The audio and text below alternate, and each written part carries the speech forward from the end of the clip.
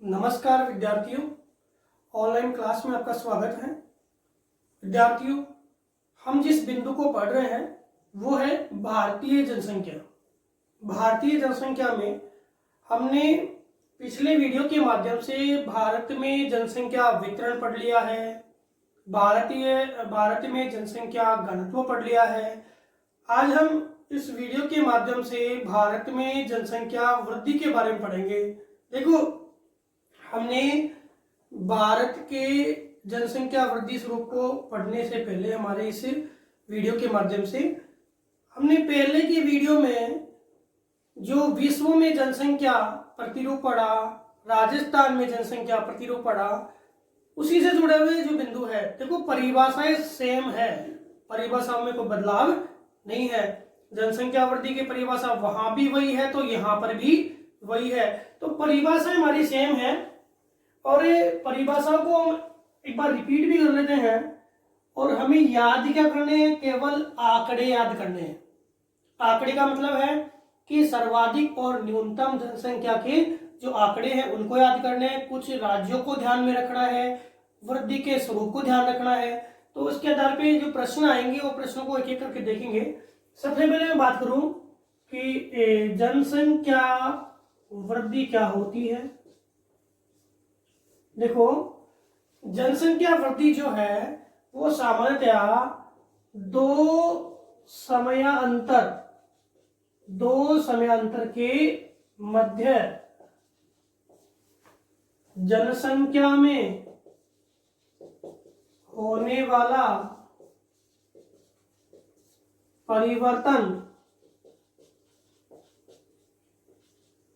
क्या कहलाएगा, जनसंख्या वृद्धि। देखो, एक चीज ध्यान रखना, उस समय बताया था कि परिवर्तन लिखना, यहाँ पे वृद्धि नहीं लिख सकते। वृद्धि क्यों नहीं लिख सकते?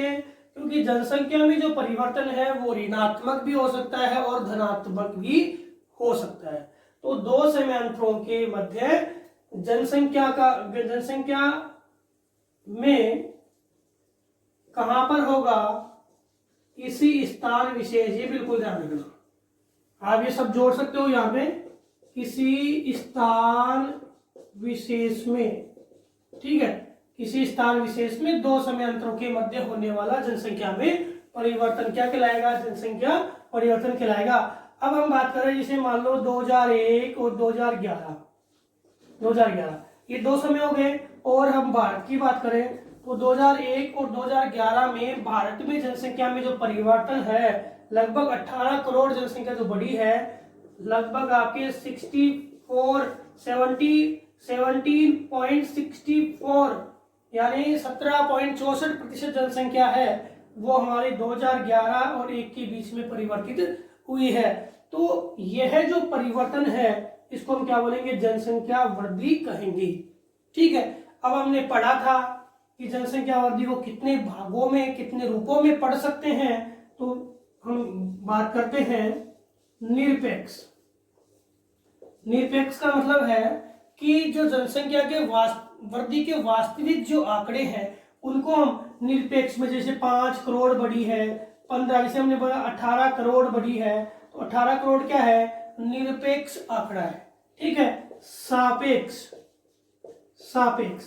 सापेक्ष क्या होता है कि उस वृद्धि के अकॉर्डिंग जो प्रतिशत में बदलाव आया है, उस प्रतिशत के बदलाव को हम क्या बोलते हैं, सापेक्ष जनसंख्या वृद्धि कहते हैं। जैसे आपके 18 करोड़ की वृद्धि हुई है, ठीक है, 18 करोड़ की वृद्धि हुई है, और इसमें हम क्या करते हैं, जो पूर्व वर्ष होता है उसको क्या मान लेते हैं, आधार वर्ष मान लेते हैं। और आपके 2001 में जनसंख्या जो है वो 102.8 करोड़ थी, और हम क्या करते हैं, इसको प्रतिशत निकाल लेते हैं। तो क्या आएगा, निरपेक्ष वृद्धि बटे आधार वर्ष इंटू 100, निरपेक्ष वृद्धि आधार वर्ष इंटू 100। अब आप कहोगे साहब निरपेक्ष वृद्धि कैसे निकालें, तो निरपेक्ष वृद्धि के लिए आप वर्तमान वर्ष की जनसंख्या माइनस आपके जो पूर्व वर्ष की जनसंख्या, वर्ष की जनसंख्या को माइनस कर दो, आपके क्या आ जाएगा, निरपेक्ष वृद्धि आ जाएगी। वर्तमान की जनसंख्या में पूर्व की जनसंख्या को घटा दो, क्या आ जाएगी, निरपेक्ष जनसंख्या आ जाएगी, और निरपेक्ष जनसंख्या वृद्धि आ जाएगी। और इसे निरपेक्ष जनसंख्या वृद्धि और बटे आधार वर्ष, और हम क्या करेंगे 100 से गुना करेंगे, तो हमारे जो जनसंख्या में जो बदलाव दिखेगा वो कौन सा, प्रतिशत में दिखेगा, और ये प्रतिशत में बदलाव क्या कहलाएगा, सापेक्ष जनसंख्या वृद्धि कहलाएगा। ये चीज समझ में आ गई। अब हम बात करें कि जो हमारी जनसंख्या वृद्धि होती है, इस जनसंख्या वृद्धि को हम किन घटकों के आधार पे पढ़ते हैं और वास्तव में ये कितने प्रकार की होती है, किन घटकों के आधार पे पढ़ते हैं और यह कितने प्रकार की होती है। एक बार रिपीट कर रहा हूं, जनसंख्या वृद्धि से प्रश्न आ गया कि जनसंख्या वृद्धि के घटक कौन से हैं, तो एक तो साहब जन्म है, एक है मृत्यु, एक है प्रवास। प्रवास में दोनों, एक तो अप्रवास यानी आने वाले, और एक उत्प्रवास यानी जाने वाले, दोनों को गिनेंगे, अप्रवास को भी गिनेंगे, उत्प्रवास को भी गिनेंगे, दोनों को हम गिनेंगे। अप्रवास यानी आने वाले कितने हैं, उत्प्रवास यानी जाने वाले। इसके आधार पे हम जनसंख्या वृद्धि को दो भागों में बांट सकते हैं, एक तो है प्राकृतिक और एक है अभिप्रेरित या वास्तविक। अभिप्रेरित या वास्तविक, अभिप्रेरित या वास्तविक। तो प्राकृतिक जनसंख्या वृद्धि कौन सी है, जो जन्म व मृत्यु के आधार पर, जन्म व मृत्यु के आधार पर, जैसे जन्म माइनस मृत्यु, इसको हम बोलेंगे प्राकृतिक जनसंख्या वृद्धि। ठीक है, जो जनसंख्या वृद्धि जन्म और मृत्यु के अलावा अप्रवास और उत्प्रवास पर टिकी है, या उसके आधार पर हम उससे जनसंख्या वृद्धि की गणना करते हैं, तो उसको हम क्या बोलते हैं, वास्तविक या अभिप्रेरित जनसंख्या वृद्धि। जिसमें जन्म मृत्यु है, ये आपके प्राकृतिक होगा, ये आपके अभिप्रेरित। इसको यूं भी लिख सकते हैं, जन्म प्लस अप्रवास माइनस मृत्यु प्लस उत्प्रवास। ठीक है, समझ में आ गया होगा। अब एक और आता है क्या, एक आता है धनात्मक वृद्धि, ठीक है, एक आता है ऋणात्मक वृद्धि। धनात्मक वृद्धि क्या होती है, ऋणात्मक वृद्धि क्या होती है, जब इसी में समझ लेते हैं, जब जन्म और अप्रवास ज्यादा है और ये कम है, जन्मने वाले और आने वालों की संख्या ज्यादा है किसी स्थान विशेष पे, और जाने वाले और मृत्यु वालों की संख्या कम है, तो वृद्धि कैसी होगी, धनात्मक होगी। जब आपके मरने वाले और उत्प्रवासियों की संख्या ज्यादा है और आने वाले और जन्म वालों की संख्या कम है, तो वृद्धि कैसी होगी, ऋणात्मक होगी। कैसी होगी, ऋणात्मक होगी। तो ये तो हमने सामान्य बात जानी कि वृद्धि क्या होती है, वृद्धि की कौन कौन सी संकल्पनाएं हम जान सकते हैं। अब बात करते हैं भारत के जनसंख्या वृद्धि के बारे में। ये हमने पिछले वीडियो में जान लिया था कि हमारी जो सबसे पहली जनगणना है वो 1872 में हुई थी, लॉर्ड मेयो के काल में, और जो क्रमिक जनगणना है वो 1881 में हुई थी, लॉर्ड रिपन के काल में। ठीक है, ये हमने जान लिया। ठीक है, इससे पहले भी अनुमानित रूप से जनसंख्या वृद्धि को, जनसंख्या को 1850 में, उससे पहले मुगल काल में, ठीक है, और आपके इंडिका में भी जिक्र मिलता है कि जनसंख्या की गणना के बारे में। अब सामान्यतः भारत में जनसंख्या वृद्धि के प्रतिरूप को जाने।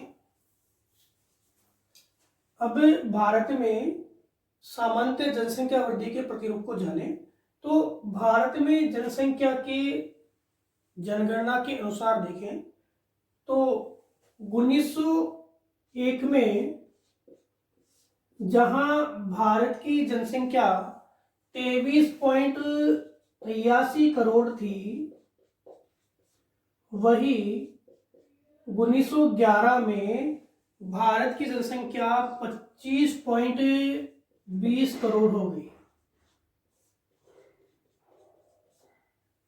25.20 करोड़ हो गई। तो 1901 से 1911 के बीच में भारत की जो जनसंख्या वृद्धि दर थी वो आपकी 5.75 थी, 5.75% थी। ठीक है। अब 1911 से लेके 1921 के बीच की बात करूं तो 11 से 21 के बीच में अकाल, महामारी, इसके कारण क्या है, जनसंख्या के अंदर क्या है, गिरावट देखने को मिली और जनसंख्या 25.13 करोड़ हो गई और जनसंख्या में ऋणात्मक वृद्धि दर्ज की गई। क्या? ऋणात्मक वृद्धि दर्ज की गई। और कितनी? 0.31%। कितनी? 0.31% ऋणात्मक वृद्धि दर्ज की गई। फिर 1931 की बात करें तो 1931 में जो भारत की जनसंख्या थी वो आपकी 27.85 करोड़ थी, 27.85 करोड़ थी। और 27.85 करोड़ के साथ हम देखें तो 1931 में भारत में आपके 11.60% जनसंख्या वृद्धि थी। तो देखो 1921 से 1931 का काल है, इसको हम क्या बोलते हैं, जनसंख्या का महान जन विभाजक काल। विभाजक काल क्यों बोलते हैं?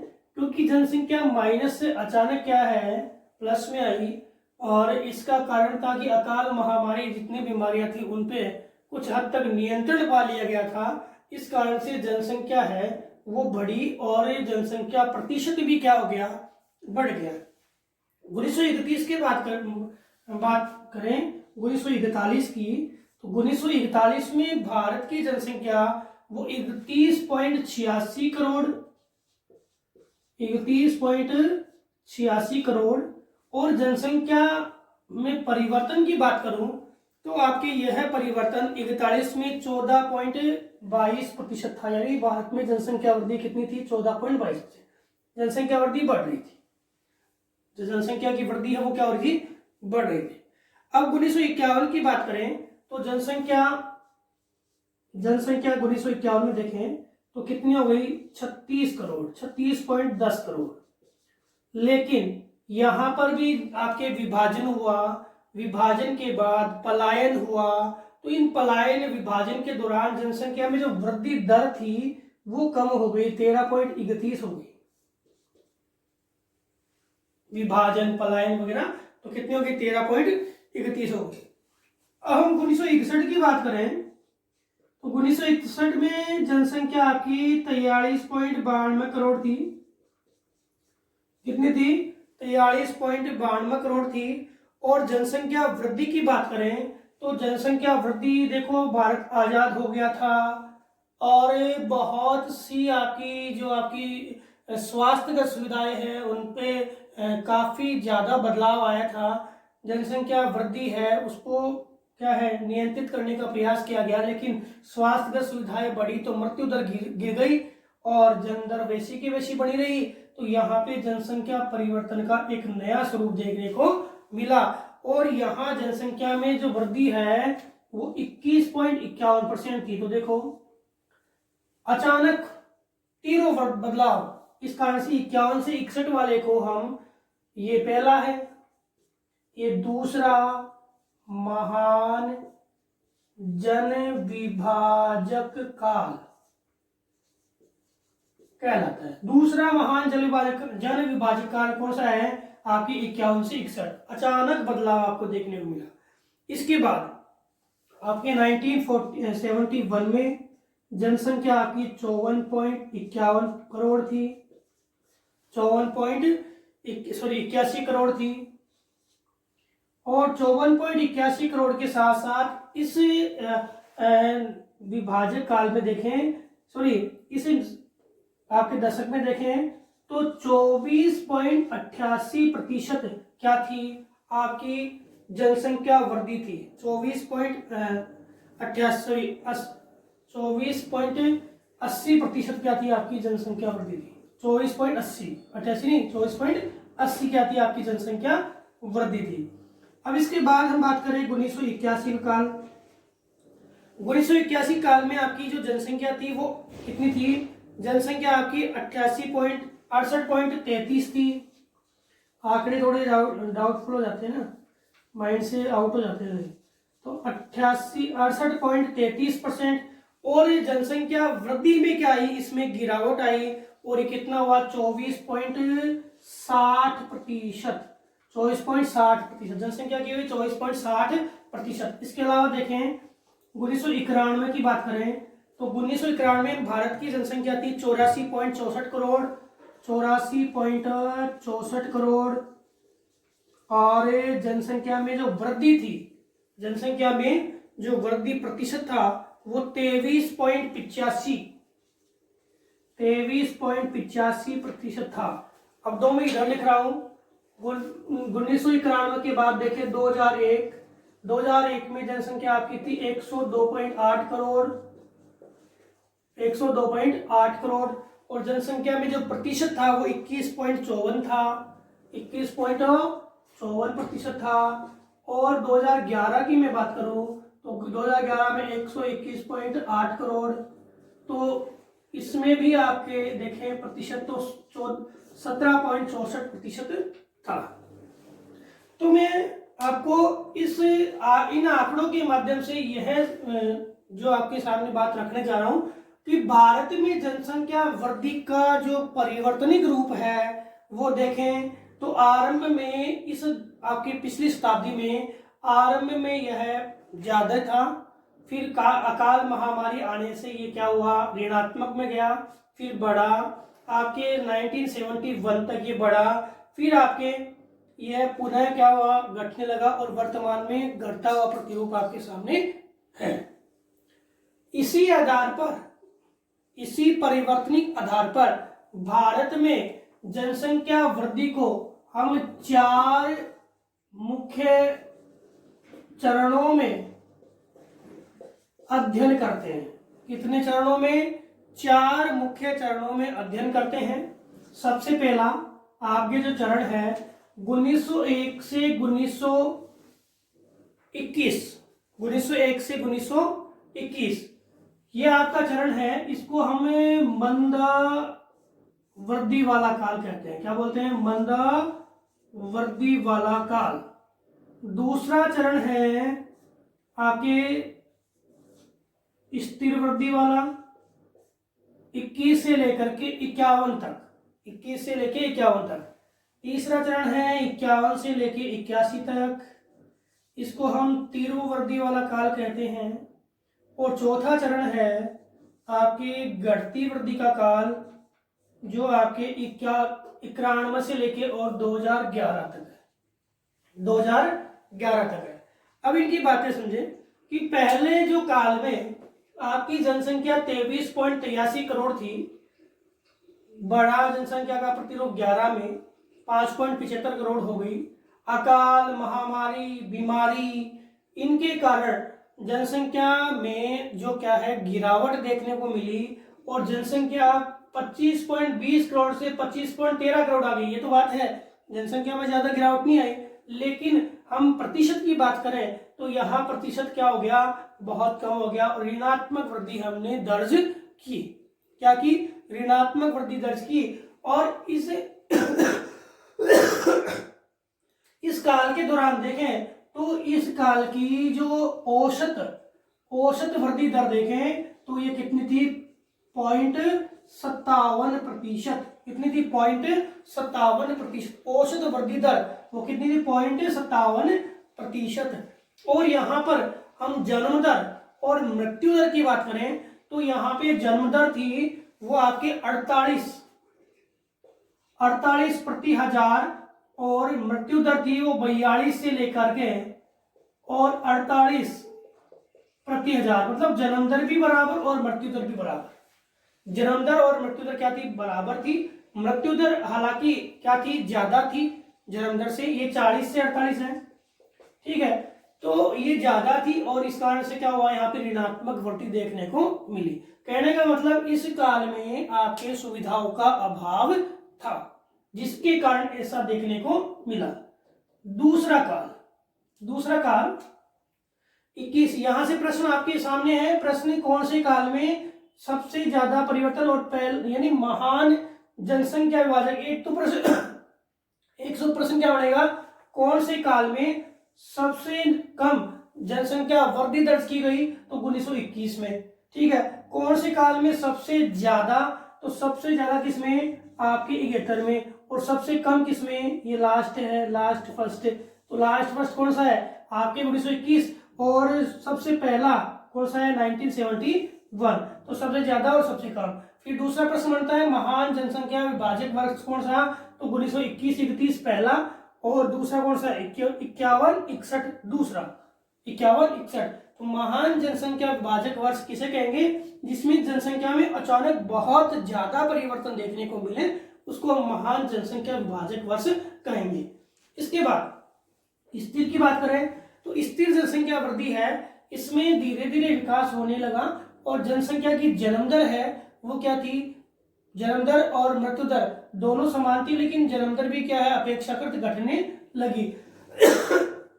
इस काल में आपकी जनसंख्या वृद्धि है, उसकी दर थी 1.33%। 1.33%। अब आप बोलोगे साहब ये तो बढ़ रही है, तो आप इसको स्थिर कैसे मान सकते हो, तो इसको स्थिर मानते कि पहले की तुलना में, पहले क्या था कि ये बाहरी हस्तक्षेप था, उसकी तुलना में अब हम मान रहे हैं जनसंख्या वृद्धि है वो वैसे जो गणना होती है उसमें ज्यादातर मात्रा में हम उसके जन्म और मृत्यु के आधार पर ही उनकी गणना करते हैं। तो जन्म और मृत्यु के आधार पर देखें तो यहाँ पर ये बदलाव आया बाहरी क्रियाओं से, अब जन्म मृत्यु के आधार पर इसमें ज्यादा बदलाव नहीं आ रहा। इस कारण से इसको हम स्थिर जनसंख्या वृद्धि कहते हैं, जिसमें जन्म दर और मृत्यु दर लगभग क्या होती है, बराबर होती है। जन्म दर भी क्या होती है और मृत्यु दर भी क्या होती है, लगभग बराबर होती है। अब इसमें बात करें तो आपकी इस काल में औसत तो कितना है, 1.33%। कितना है बदलाव, 1.33% तीनों में, यानी 21 से लेके और 51 तक। अब जन्म दर की बात करें तो यहाँ पे जन्म दर है वो 40 प्रति हजार, और मृत्यु दर की बात करें तो लगभग 27.4 प्रति हजार। तो मृत्यु दर में क्या आ गई, लगभग गिरावट देखने को मिली। इसके बाद जो तीसरा काल और सबसे इंपॉर्टेंट काल है 51 से 81, ये काल है, इसको हम तीव्र वृद्धि दर कहते हैं, जिसमें स्वास्थ्य सुविधाओं का प्रसार होने से क्या हुआ, मृत्यु दर में अचानक गिरावट आ गई और जन्म दर वैसे की वैसी बनी रही। मृत्यु दर में अचानक गिरावट और जन्म दर क्या हुई, वैसे की वैसे बनी रही। इस काल को हम बोलते हैं जनसंख्या की विस्फोटक अवधि। तो ये भी ध्यान रखना, इस काल को 1951 से 81 वाले काल को क्या बोलते हैं, जनसंख्या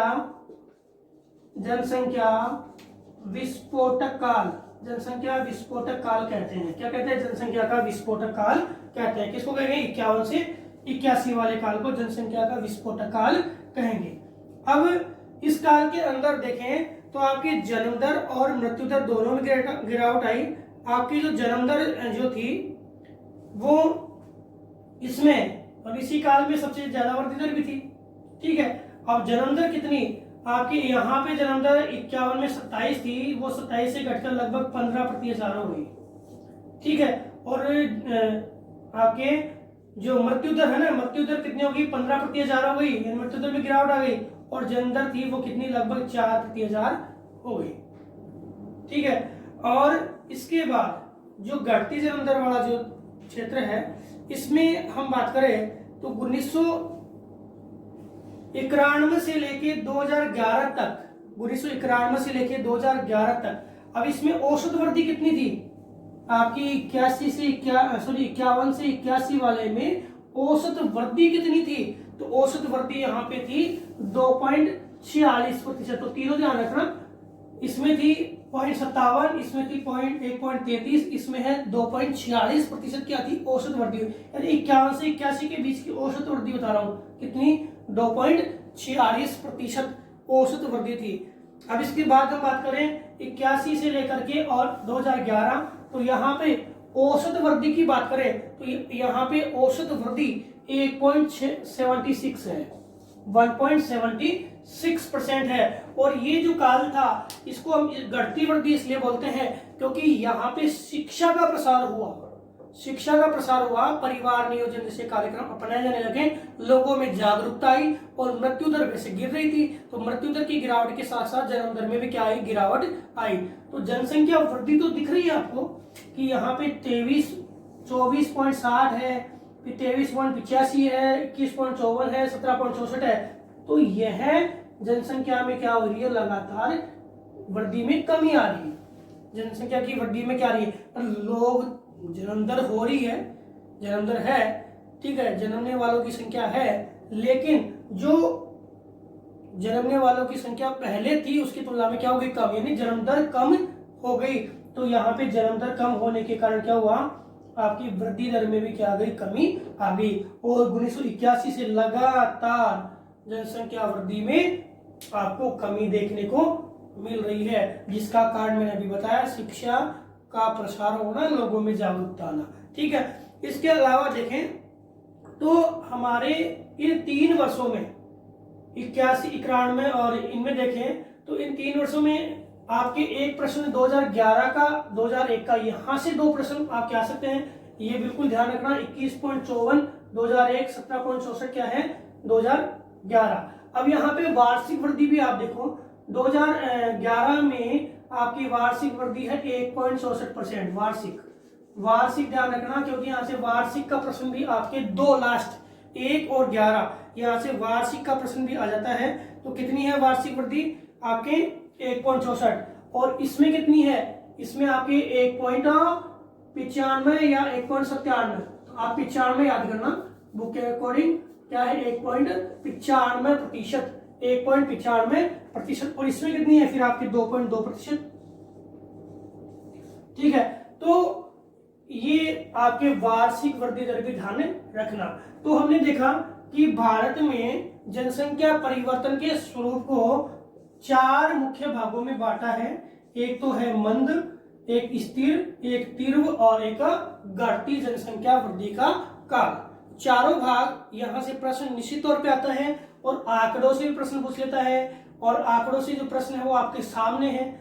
न्यूनतम कौन सा है, सर्वाधिक कौन सा है, महान विभाजक पहला कौन सा है, दूसरा कौन सा है, ठीक है, घटती काल कौन कौन सा है जिसमें घटना आरंभ हो गई, ठीक है। और जो परिवर्तन बढ़ता हुआ स्वरूप था, ये आपकी 21 से 51 वाला बढ़ता था, ठीक है, 51 से 61 वाला भी क्या था, बढ़ता था, 81 वाला भी बढ़ता था, ठीक है, और 71 से बाद में क्या हो गया, घटता काल हो गया, ठीक है। तो ये समझ में आ गया कि भारत में जनसंख्या वृद्धि का क्या स्वरूप था, ठीक है।